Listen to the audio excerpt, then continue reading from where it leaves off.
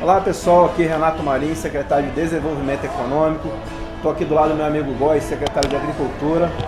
A gente veio aqui em Cordeiro para conhecer a estrutura do Fazenda Legal, um evento que vai ser realizado lá em Cachoeira de Macacu, no Parque de Exposições em Papucaia, nos dias 29 e 30 desse mês de julho.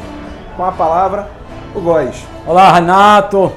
Como o Renato falou, nós estamos aqui em Cordeiro, acompanhando de perto a estrutura da Fazenda Legal, uma missão dada pelo nosso prefeito Rafael Miranda, e realmente nós estamos muito impressionados com tudo isso que vai acontecer.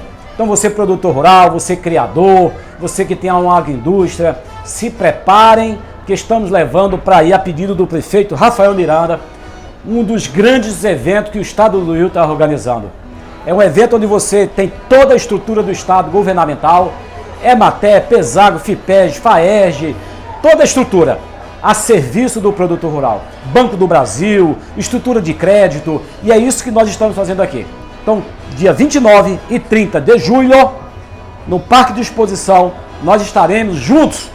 E aqui vai o convite, para que você não perca essa oportunidade. Agricultura forte quando o produtor se mobiliza. E nós estamos aqui.